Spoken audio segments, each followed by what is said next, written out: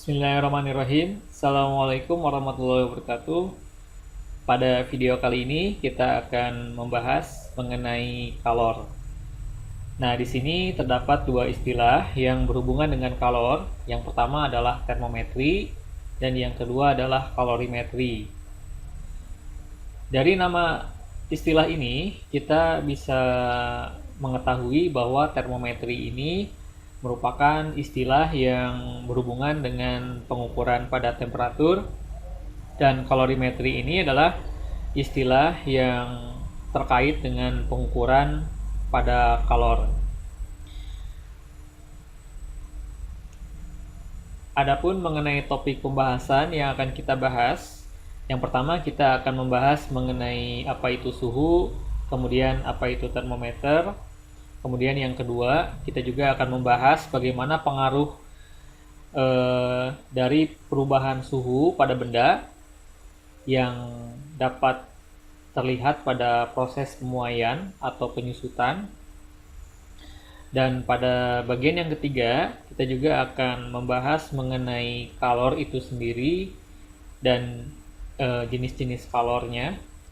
Kemudian pada bagian yang terakhir, kita akan membahas juga mengenai prinsip dari asas Black. Baik, kita mulai dengan membahas mengenai apa itu suhu ya. Nah, suhu ini dapat juga disebut sebagai temperatur ya, nama lainnya. Didefinisikan suhu itu adalah sebagai ukuran dari tingkat derajat panas dari suatu benda ya. Nah, kenapa suhu ini dapat fenomena suhu ini dapat dimiliki oleh benda ya. Nah, menurut teori kinetik gas, bahwa suhu ini itu berasal dari gerakan partikel ya atau molekul bendanya. Kalau kita berbicara mengenai gerakan partikel, maka kita akan berhubungan juga, akan terkait juga dengan besaran-besaran fisis yang lain seperti kecepatan, gaya, momentum, energi kinetik, dan lain-lain ya. Karena besaran-besaran tersebut itu sangat erat kaitannya dengan gerakan partikel ya, seperti itu. Nah, semakin tinggi suhu benda ya, semakin tinggi suhu benda, maka semakin cepat pergerakan partikel atau molekul penyusun benda tersebut ya. Kalau suhunya makin tinggi, maka kecepatan gerak partikel yang di dalam bendanya itu akan semakin cepat juga ya. Jadi antara kalor, suhu dengan mekanika itu berhubungan ya. Itu saling berhubungan.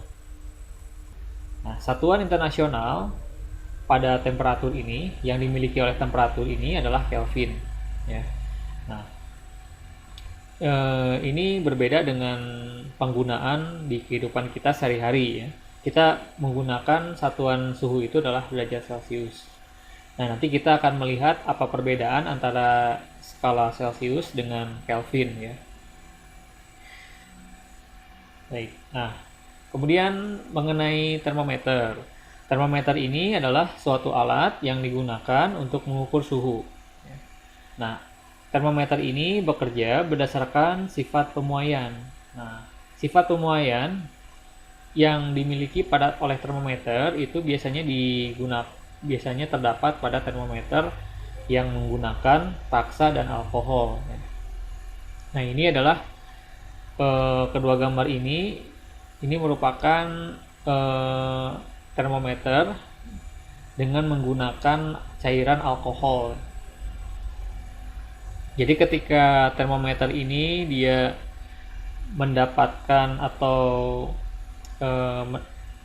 mengalami perubahan suhu ya, maka si cairannya ini dia akan naik ke atas gitu ya, karena adanya sifat pemuaian. Ketika suhunya tinggi gitu ya, maka si kolom alkohol ini dia akan naik ke atas. Nah, kemudian ada satu lagi termometer yang bekerja menggunakan inframerah ya, menggunakan sinar inframerah. Ini namanya adalah termogan ya, termogan ini. Termogan ini dia prinsip kerjanya itu dengan cara menangkap sinar inframerah yang dipancarkan oleh benda ya. Dengan menggunakan termogan ini kita bisa mengetahui benda itu tanpa menyentuh benda tersebut ya, tanpa menyentuhnya. Baik, dan ini adalah berbagai skala termometer yang biasa digunakan di masyarakat ya. Yang pertama Celsius, ya ini yang paling banyak ya dipakai di Indonesia. Kemudian ada Reaumur, ada Fahrenheit ya, Fahrenheit, dan terakhir Kelvin ya, Kelvin. Perbedaan antara Celsius, Reaumur, Fahrenheit, dan Kelvin ini sebetulnya terletak pada penentuan titik beku dan titik didihnya ya, dengan menggunakan air sebagai acuannya. Jadi sebetulnya bedanya itu hanya ada di angkanya saja ya, angka titik beku dan titik didihnya ya pada air ya. Nah, kalau Celsius itu dia menggunakan angka 0 derajat, angka 0 ya sebagai titik bekunya. Reaumur juga sama ya, dia menggunakan 0, Fahrenheit dia menggunakan 32, Kelvin dia menggunakan angka 273. Nah, ini mengenai Kelvin ini dia penentuan angka ini dia berdasarkan teorinya, teori kinetik gas ini ya. Kalau Celsius, Reaumur, Fahrenheit ini dia menentukan angka ini tuh dia secara sembarang ya, yaitu. Nah, kemudian mengenai titik didih, untuk Celsius dia menggunakan angka 100, Reaumur 80, Fahrenheit 212 ya. Sedangkan Kelvin 373 ya, seperti itu. Dan hal yang menarik dari skala termometer ini, Kelvin, khusus untuk Kelvin dia tidak menggunakan derajat ya. Jadi angkanya dia tidak menggunakan derajat untuk Kelvin ini. Dan ada sifat penting yang dimiliki oleh skala termometer ini adalah sifatnya dia semua termometer ini bersifat linier ya. Bersifat linier itu artinya nanti kita bisa menggunakan perbandingan matematis untuk menentukan atau untuk mengkonversi skala dari satu termometer ke termometer yang lain ya. Oke, selanjutnya kita akan lihat bagaimana caranya mengkonversi skala termometer ya. Jadi maksud dari mengkonversi skala termometer ini, misalkan kita memiliki dua termometer ya yang berbeda, termometer X misalkan ya dan termometer Y gitu ya. Pada termometer X misalkan dia menunjukkan angka 20 gitu ya, 20 derajat. Nah, pertanyaannya berapa angka yang ditunjukkan oleh termometer Y gitu ya. Seperti itu. Atau contoh yang lain misalkan kita ingin mengetahui pada termometer derajat Celcius, misalkan pada termometer Celcius dia menunjukkan angka berapa kalau kita menggunakan termometer Fahrenheit gitu ya, seperti itu. Nah, itu adalah masalah mengenai mengkonversi skala termometer. Nah, caranya bagaimana? Caranya adalah dengan menggunakan hubungan perbandingan ya, dengan menggunakan hubungan perbandingan matematis. Nah, di sini termometer X ya, ini termometer Y. Ini titik bekunya, ini titik didihnya. Misalkan kita ingin menentukan nilai TY-nya ya, dari nilai TX yang diberikan. Seperti itu. Nah, maka kita tentukan dulu jarak dari titik beku ke titik didihnya ya. Untuk termometer X, jarak titik beku dan titik didihnya adalah delta X1, dan jarak dari titik beku ke titik TX-nya adalah delta X2 ya. Nah, kalau ini juga sama ya. Untuk yang termometer Y, jarak dari titik beku ke TY itu adalah delta Y2, dan jarak dari titik beku ke titik didihnya itu adalah delta Y1 ya. Nah, untuk menentukan TY kita bisa menggunakan hubungan perbandingan ya. Jadi delta X2 dibagi dengan delta X1 sama dengan delta Y2 dibagi dengan delta Y1. Jadi kita bisa mengkonversi dari termometer X ke termometer Y, atau sebaliknya dari termometer Y ke termometer X ya.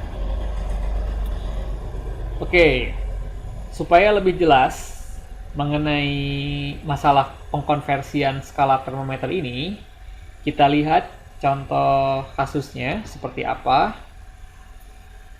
Contohnya seperti ini ya. Suhu suatu benda diukur menggunakan termometer Celcius. Menunjukkan angka 27 derajat Celcius ya.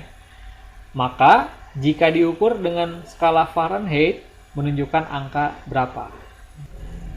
Nah, caranya kita bisa menggunakan konversi satuan, konversi skala ya. Dari Celcius kita ingin mengubahnya ke skala Fahrenheit ya. Kalau di Celcius dia menunjukkan angka 27, kalau di Fahrenheit dia menunjukkan angka berapa gitu ya.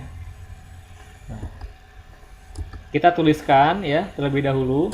Celcius dia skalanya 0 sampai 100 ya. Titik didihnya, titik bekunya 0, titik didihnya adalah 100. Sedangkan Fahrenheit titik bekunya 32, didihnya 212 ya. Kemudian pada Celcius dia menunjukkan angka 27 derajat ya pada Celcius. Nah, pertanyaannya pada Fahrenheit itu dia menunjukkan angka berapa di sini gitu ya. Seperti itu. Nah, kita gunakan perbandingan ya. 27 dikurangi 0 dibagi dengan 100 dikurangi 0 ya. Nilainya akan sama dengan TY dikurangi 32 ya, dikurangi titik bekunya dibagi dengan didih dikurangi dengan bekunya untuk Fahrenheit. Nah, jadi didih dikurangi bekunya untuk Fahrenheit. Nah, kemudian setelah itu baru kita kurangi dan kita kali silang ya, seperti itu, kali silang sehingga kita bisa mendapatkan nilai TY-nya itu sama dengan 80,6 derajat Fahrenheit gitu ya. Nah, jadi cara mengkonversinya itu adalah seperti itu. Kita tinggal menggunakan hubungan perbandingan ya, hubungan perbandingan. Jadi kita tidak perlu menghafal rumusnya. Yang kita hafalkan itu adalah hubungan perbandingannya ya. Nah, yang hati-hati yang harus diingat adalah di sini dalam mengurangi ini ya harus sama ya. Titik ini dikurangi dengan bekunya, dengan titik bawahnya dibagi dengan didih dikurangi dengan bekunya. Itu harus sama juga dengan termometer Fahrenheit-nya ya. Seperti itu. Jadi tidak boleh ada yang ketukar ya. Jadi ini harus sejajar dengan ini ya. Titik didih dikurangi beku pada termometer Celcius harus sebanding dengan didih dikurangi dengan beku pada Fahrenheit-nya ya. Jadi dia akan menghasilkan suatu kesebandingan gitu ya. Nah, baik, seperti itu mengenai pengkonversian.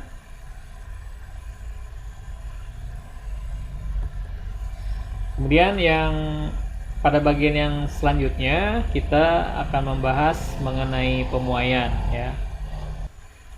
Di mana pemuaian ini merupakan suatu efek ya yang dialami oleh benda ketika benda tersebut mengalami perubahan suhu. Nah, ketika benda tersebut suhunya berubah ya, ketika mengalami perubahan suhu, maka ukuran benda tersebut juga akan berubah ya. Nah, pemuaian ini terdiri dari 3 jenis ya, berdasarkan dimensi bendanya. Yang pertama adalah muai panjang, yang kedua adalah muai luas, kalau bendanya itu berbentuk luas permukaan. Yang ketiga adalah muai volume, kalau bendanya itu 3 dimensi ukurannya gitu ya. Jadi dia memiliki panjang, lebar, tinggi, atau dia ya bentuknya 3 dimensi ya. Kalau ini bendanya bentuknya 2 dimensi, contohnya plat ya, luas penampang. Kemudian yang ini muai panjang ini bendanya itu bentuknya itu memanjang gitu ya.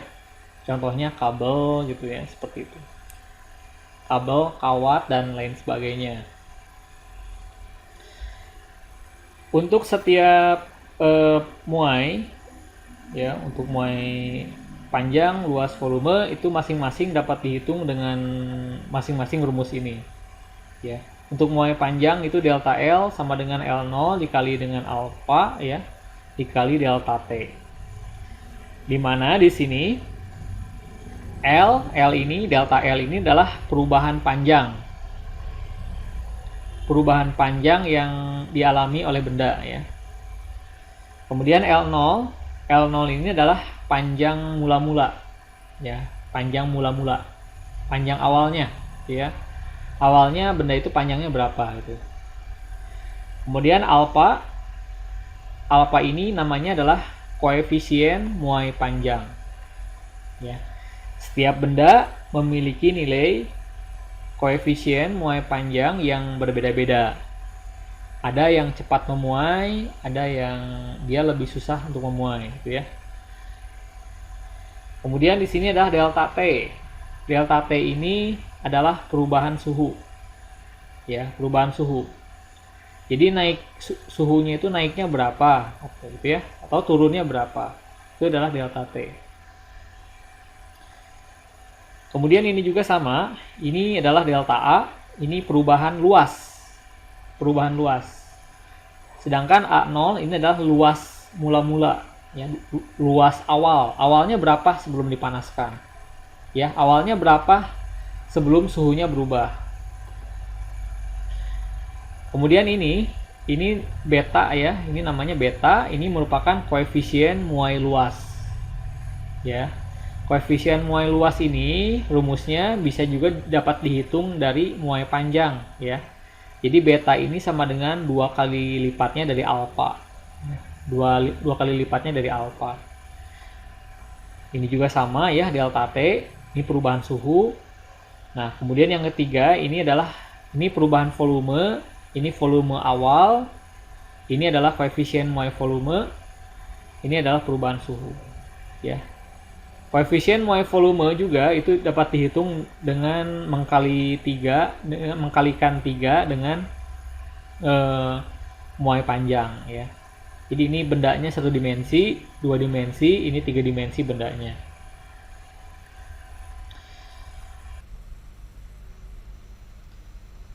Sekarang kita perhatikan pemuaian pada gas. Gas yang dipanaskan akan mengembang atau ekspansi secara bebas.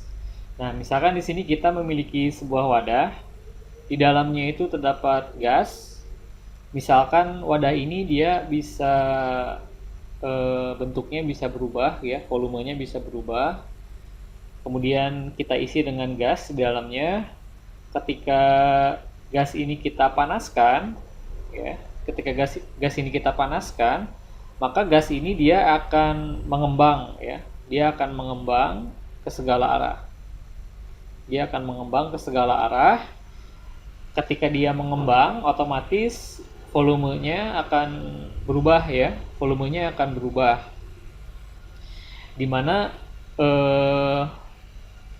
perubahan volume yang dialami oleh gas ini itu sebanding dengan temperatur yang dimilikinya ya. Nah, proses perubahan volume yang dialami oleh gas ini itu sesuai dengan persamaan atau berdasarkan persamaan gas ideal, ya. Dimana pada persamaan gas ideal ini yaitu tekanan P dikali V sama dengan N dikali K dikali dengan T, dimana P adalah tekanan gas, sedangkan V adalah volumenya, N adalah jumlah partikel gas, K ini adalah suatu konstanta, ya, suatu konstanta yang nilainya 1,38 kali 10 pangkat min 23, ya. Dan T di sini adalah menunjukkan suhu mutlak, ya, dan satuannya Kelvin. Nah, di sini T ini satuannya dia harus Kelvin yang digunakan. Dia tidak boleh menggunakan Celsius, ya. Dia harus menggunakan suhu Kelvin, satuan Kelvin, ya. Seperti itu.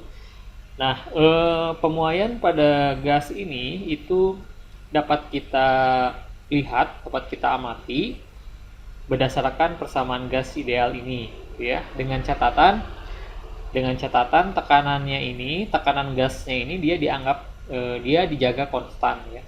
Dijaga, dia tidak berubah, dijaga konstan, ya.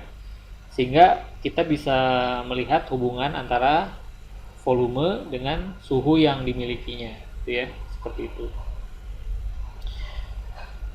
Nah, untuk lebih memahami mengenai persoalan pemuaian ini, kita bisa lihat contoh kasusnya pada pemuaian, ya. Di sini diketahui batang besi panjangnya 4 meter pada suhu 20 derajat Celcius, ya.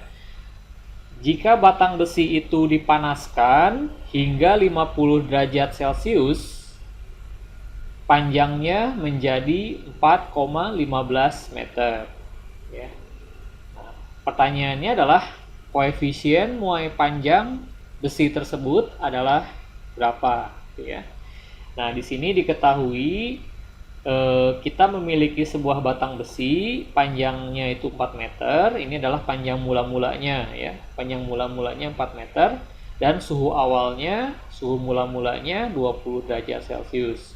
Kemudian dipanaskan hingga 50 derajat Celcius, ya, menjadi 4,15 meter.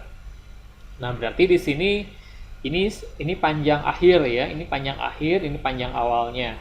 Ini suhu akhir, ini suhu awalnya. Nah, sehingga jika kita masukkan ke rumusnya, ya, pembahasannya, ini merupakan muai panjang, ya. Ini masuknya muai panjang karena di sini si besinya itu dia dianggapnya satu dimensi, ya. Jadi dia itu dilihatnya, ditinjaunya itu bendanya benda satu dimensi.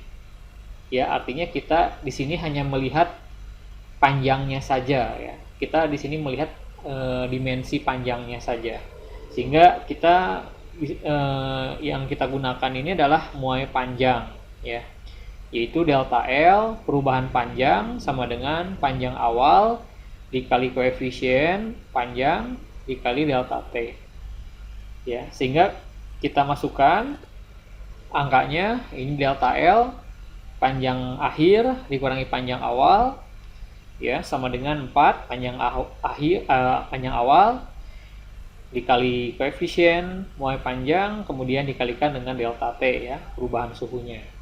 Asalnya 20 menjadi 50. Nah, kemudian kita hitung, ya, maka kita akan mendapatkan nilai koefisien muai panjangnya itu adalah 0,00125 per derajat Celcius. Nah, ini adalah nilai koefisien muai pada besi, ya, pada benda tersebut, ya. Pada benda tersebut. Kemudian kita perhatikan contoh yang berikutnya. Contoh ini mengenai menghitung muai luas. Diketahui di sini jendela kaca pada siang hari bersuhu 32 derajat Celcius, luasnya 6000 cm persegi. Nah, di sini diketahui suhu awalnya 32, luas permukaan awalnya 6.000 cm persegi. Pada malam hari ternyata luasnya menyusut 0,96 cm persegi. Nah, di sini terjadi penyusutan. Penyusutan ini artinya kebalikan dari pemuaian, di mana delta A-nya nanti nilainya negatif ya. Jadi delta perubahan luasnya itu negatif tandanya karena dia menyusut ya sebesar 0,96 cm persegi. Jika koefisien muai panjang kaca 8 kali 10 pangkat 6 ya, jadi koefisien muai panjang kacanya 8 kali 10 pangkat 6, maka pertanyaannya adalah suhu pada malam itu adalah berapa gitu ya. Nah, di sini yang ditanyakannya itu adalah suhu akhirnya ya, suhu pada saat kondisi akhir ya, artinya pada malam hari gitu. Nah, kita lihat pembahasannya ya. Di sini menyusut artinya dia luasnya bertambah kecil, jadi delta A-nya negatif tandanya ya, perubahannya itu. Nah, di sini karena ini adalah muai luas ya, muai luas, maka kita menggunakan beta ya. Beta ini dapat kita cari dengan cara mengkalikan 2 dengan muai panjangnya gitu ya. Jadi muai panjangnya berapa? Karena kita menggunakan luas permukaan, muai luas, maka ini dikalikan 2 ya untuk menemukan nilai betanya. Kemudian setelah itu baru kita masukkan ke rumus ya. Kita tuliskan rumusnya, ini adalah muai luas. Lalu kita masukkan angkanya, ini tandanya negatif ya, karena dia menyusut. Menyusut itu berarti dia mengecil gitu ya. Sama dengan luas awalnya 6.000, satuannya kita tidak perlu rubah ya satuannya. Karena satuannya yang penting sama ya. Yang ini cm persegi, yang ini juga sama cm persegi. Jadi tidak diubah juga, tidak apa-apa gitu ya. Yang penting sesuai ruas kiri dan ruas kanannya. Kemudian betanya adalah 16 ya, kali 10 pangkat 6 karena dikalikan 2 ya, 8 itu. Kemudian dikalikan dengan delta T. Ini suhu akhir dikurangi dengan suhu awal. Kemudian ini suhu akhirnya belum kita ketahui ya, yang kita cari. Kemudian kita kalikan, maka kita mendapatkan nilainya. Suhunya itu adalah 22 derajat Celcius. Ini adalah suhu akhirnya, ya. Suhu pada malam hari. Baik, kemudian pembahasan berikutnya kita akan mempelajari mengenai kalor ya. Kalor ini nama lain dari panas, ya. Energi panas. Jadi kalor ini adalah salah satu bentuk energi ya, salah satu bentuk energi yang berpindah akibat perbedaan suhu ya.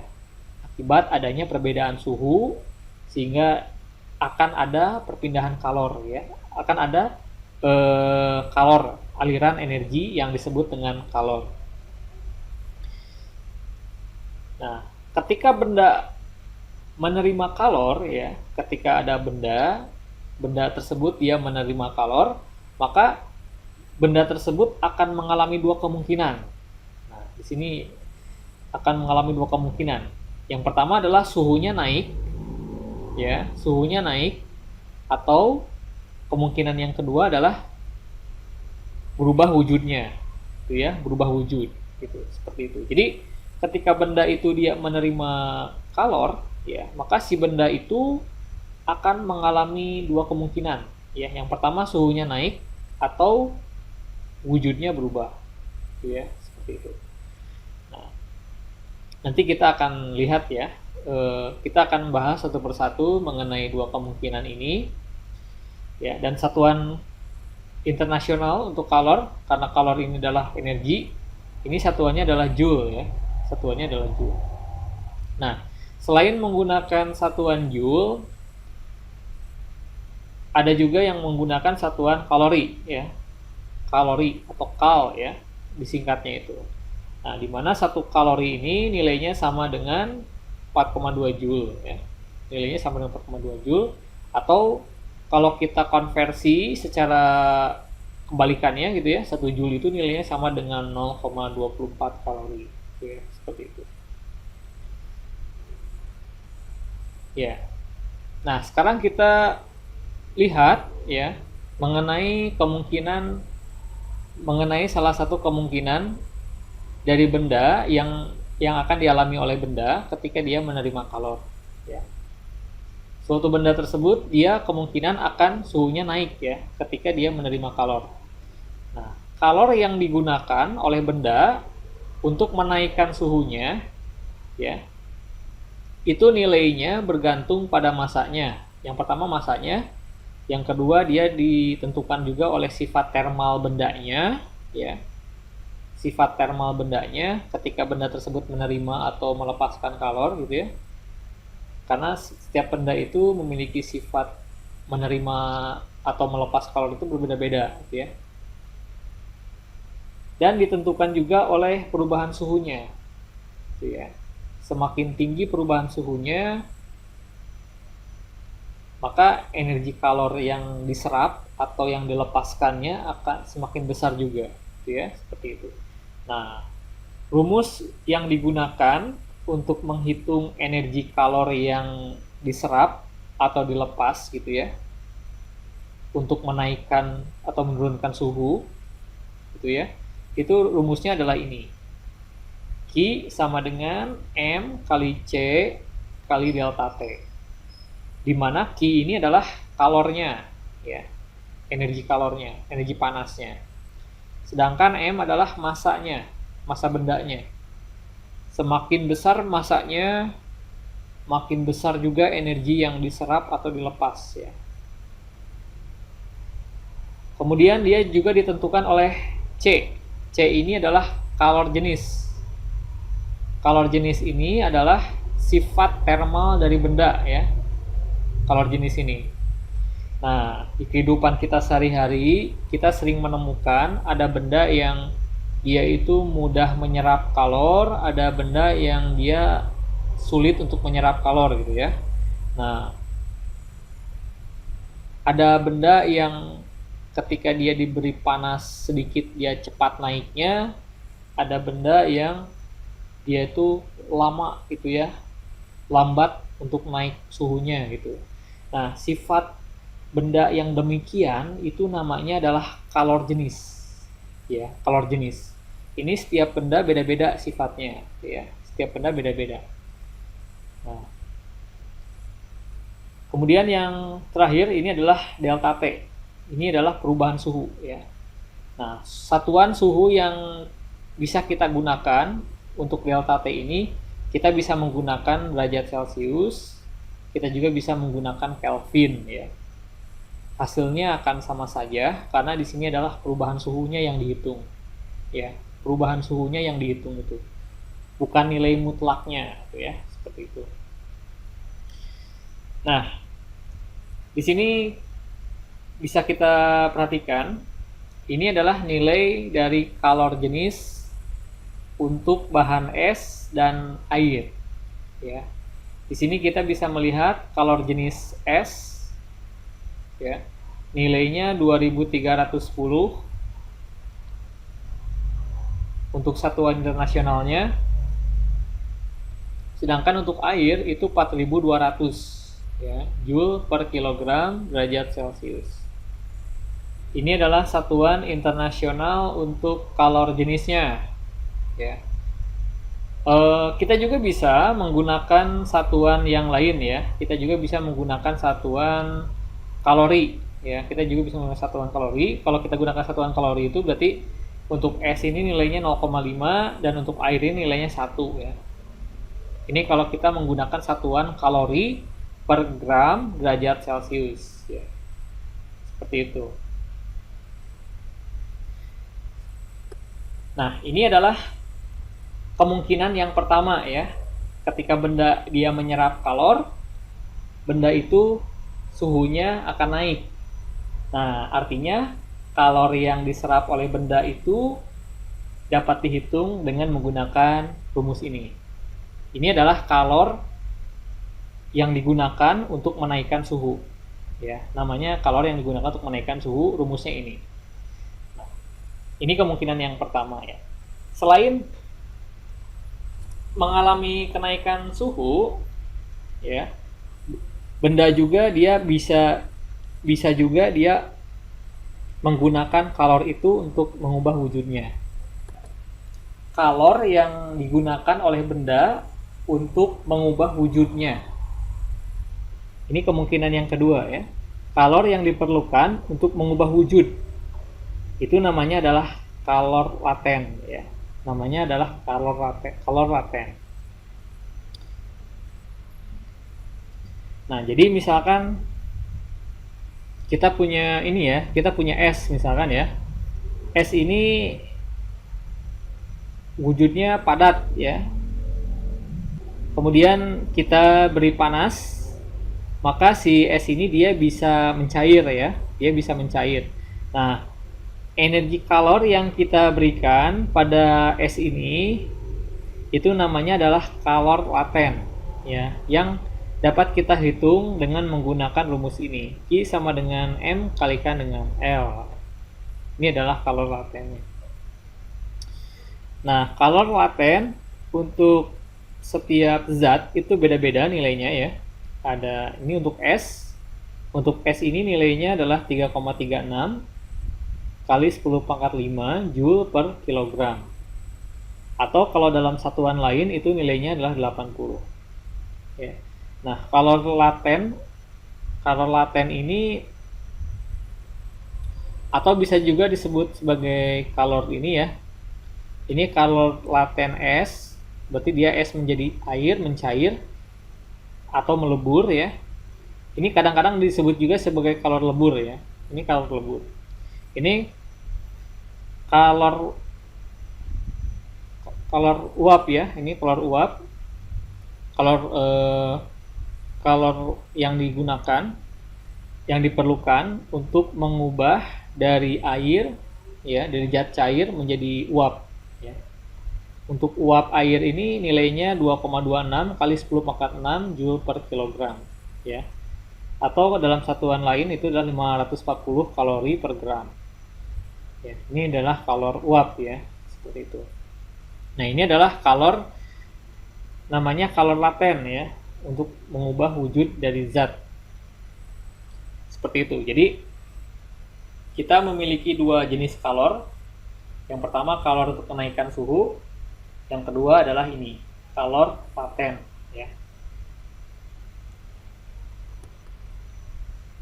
Ini adalah grafik dari perubahan fasa air. Jadi di sini menggambarkan grafik perjalanan ya, perubahan wujud dan kenaikan suhu dari es ya. Ini titik awalnya di sini. Ini ceritanya kita punya es ya, punya es, suhunya itu -10 misalkan ya di sini. Ini suhu awalnya -10 derajat Celcius.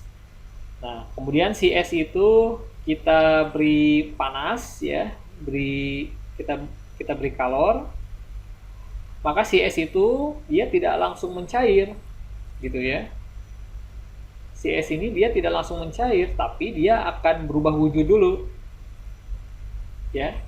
Si es ini dia menyerap panas, si panasnya itu dipakai oleh es ini tidak langsung berubah wujud, tapi dia naik dulu suhunya. Naik dulu suhunya ya, sampai suhunya itu berubah dari -10 menjadi 0. Dia naik dulu suhunya sampai 0. Nah, kemudian baru di sini ketika energi kalornya itu masih ada ya, masih dia serap, baru di sini dia akan berubah wujudnya. Ya, berubah wujud dari es menjadi air. Nah, proses perjalanannya itu adalah Q1 untuk menaikkan suhu. Rumusnya adalah ini, ya. Kemudian ketika dia suhunya 0 derajat, ya, pada saat dia masih memiliki kalor, energinya dipakai oleh dia untuk merubah wujudnya. Ini adalah Q2. Ya. Nah, di sini terjadi proses perubahan dari es menjadi air ya, peleburan. Nah, rumus untuk menghitung energi kalor yang diperlukan dalam proses ini adalah Q2 ya. Ini Q2 sama dengan M kali LS. Ini adalah kalor lembur es ya. Baik, kemudian ketika si es itu seluruhnya berubah menjadi air, nah di sini jika energi kalornya itu masih ada sisanya ya, akan dia gunakan untuk menaikkan suhunya. Jadi, nah ketika dia di sini sampai sini itu dia sudah si es itu sudah berubah wujudnya seluruhnya itu menjadi air. Nah, ketika dia di sini dia berubah, dia suhunya naik, ya suhunya naik gitu ya. Dan rumusnya ini adalah kita gunakan rumus kalor untuk menaikkan suhu, ya. Q3 sama dengan MC air kali delta T. Karena ini adalah untuk menaikkan suhunya ya. Energi kalor yang diperlukan untuk menaikkan suhu. Nah, dia suhunya naik. Nah, ketika dia mendekati 100 derajat Celcius, si air ini dia akan berubah menjadi gas. Nah, ini namanya prosesnya itu adalah penguapan. Namanya adalah proses penguapan. Nah, kalor yang digunakan untuk mengubah air menjadi gas itu namanya adalah Q3 ya. Kita gunakan rumus M kali L watt. Nah, ini adalah untuk menghitung energi yang dibutuhkan untuk mengubah air menjadi gas. Ya, seperti itu. Dan seterusnya. Jadi ini adalah peta perjalanan perubahan fasa ya, wujud dari es yang suhunya -10 menjadi gas. Gitu ya. Es awalnya es -10 suhunya, dia ingin suhunya naik, kita beri kalor Q1. Supaya dia berubah wujud dari es menjadi air, kita beri kalor lagi Q2. Kita ini di sini sudah jadi cair ya, sudah jadi air semuanya. Suhunya ingin naik, kita beri kalor lagi Q3 ya. Q3-nya adalah ini nilainya. Seperti itu dan seterusnya. Dan pada pembahasan selanjutnya di sini kita akan membahas mengenai prinsip dari asas Black ya, asas Black. Jadi prinsip dari asas Black ini merupakan prinsip dari pencampuran ya, pencampuran air panas dengan air dingin. Ya. Misalkan di sini kita memiliki air panas, kita campurkan dengan air dingin. Nah, prinsip yang dipegang dari asas Black ini adalah bahwa kalor yang dilepas itu nilainya harus sama dengan kalor yang diterima ya. Dengan catatan di sini tidak ada energi yang keluar ya, tidak ada energi yang keluar ke lingkungan, ke sistem gitu ya. Jadi proses pertukaran energi antara dua benda satu dengan benda dua ini terjadi secara sempurna gitu ya. Tidak ada energi yang hilang di antara proses transfer ini.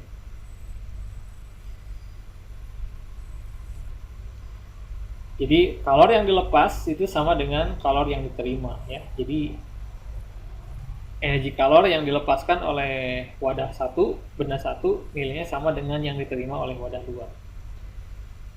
Ini sesuai dengan berdasarkan dengan prinsip kekekalan energi ya, seperti itu. Berapakah suhu campurannya? Itu tergantung dari massa air satu ya, air yang panas dengan massa pada air yang dingin ya. Tergantung dari massanya dan tergantung juga dari perbedaan temperaturnya ya, seperti itu. Baik, sekarang kita lihat contoh kasus untuk menghitung energi kalor ini. Di sini diketahui ya, air bermassa 2 kg dipanaskan dari suhu 27 derajat Celcius hingga 80 derajat Celcius.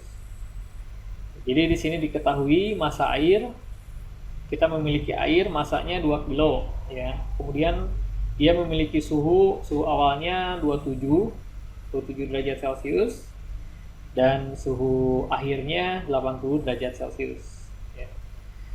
Nah, pertanyaannya adalah tentukan energi kalor yang diperlukan untuk memanaskan air tersebut.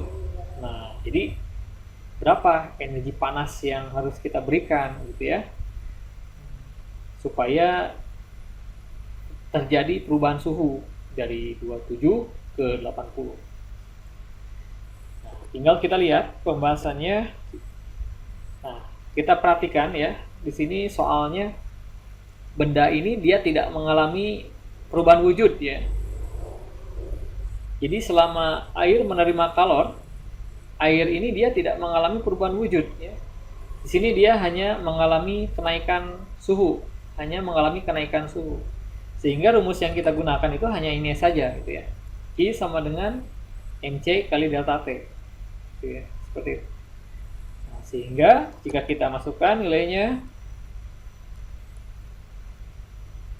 maka kita bisa mendapatkan nilai kalor yang diperlukan pada air itu adalah 445.200 Joule.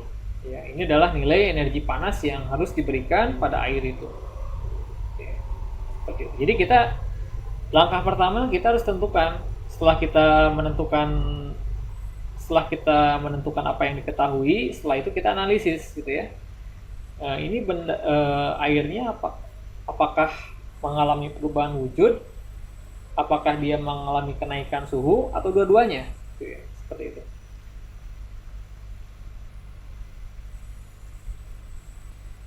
Kalau dia mengalami kenaikan suhu, berarti kita bisa menggunakan rumus ini ya, I sama dengan MC kali delta T.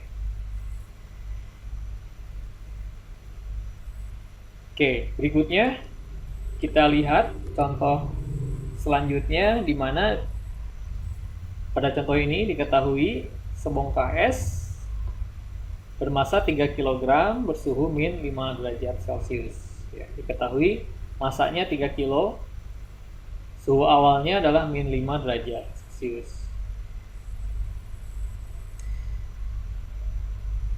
Pertanyaannya adalah berapa energi kalor yang diperlukan agar es dapat mencair seluruhnya ya dengan suhu 0 derajat Celcius. Nah, di sini kalau kita perhatikan si es ini dia wujudnya berbentuk padatan ya. Ini bendanya itu es, dia ini wujudnya itu berbentuk padat dengan suhu min 5 derajat ya. Nah, kira-kira kalau kita analisis, kita perhatikan soalnya si benda ini dia mengalami dua proses ya. Selama menerima kalor, es mengalami dua proses. Yang pertama dia mengalami kenaikan suhu, yang kedua dia mengalami perubahan wujud ya.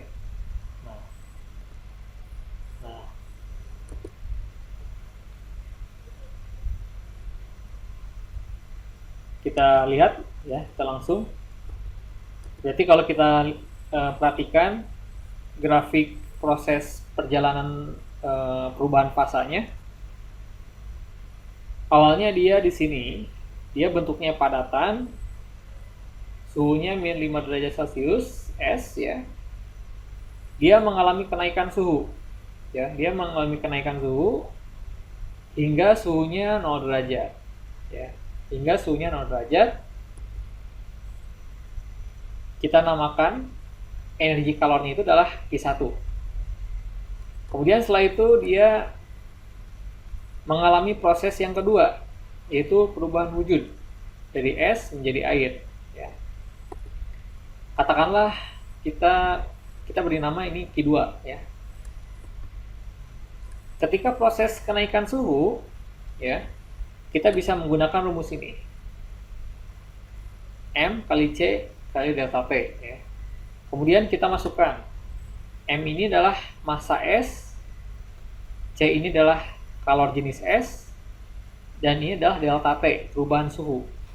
Suhu awalnya adalah min 5, suhu akhirnya adalah 0, sehingga dia naik 0 min negatif 5 ya.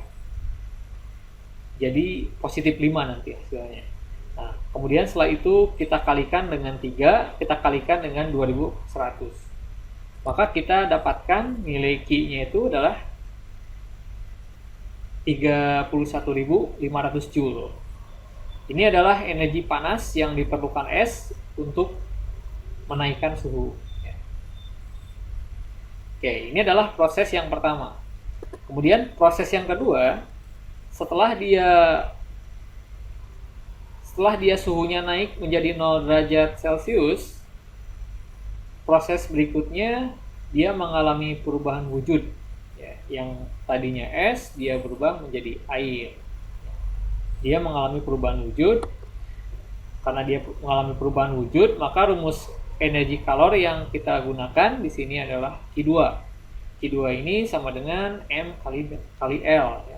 M dikalikan dengan L. Di mana L ini adalah kalor lebur, ya, kalor lebur yang dimiliki oleh es. Tinggal kita masukkan M-nya itu adalah 3, ya, sama dengan yang sebelumnya, M-nya 3, karena ini bendanya benda yang sama.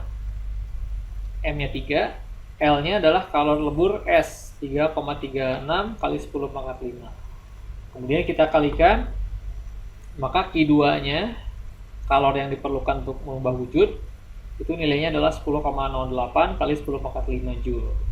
Ya. Nah, kita bisa di sini kita dapatkan nilai Q2-nya adalah 10,08 kali 10,5 Joule.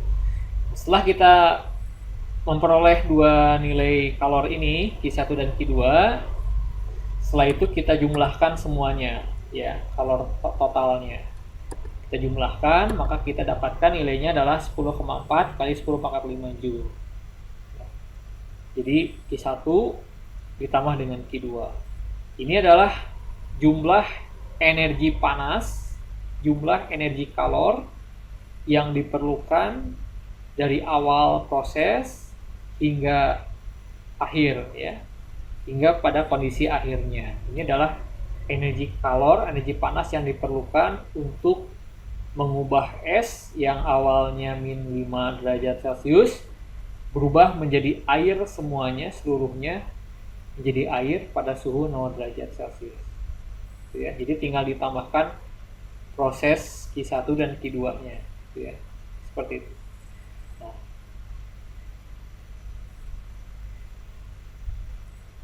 oke.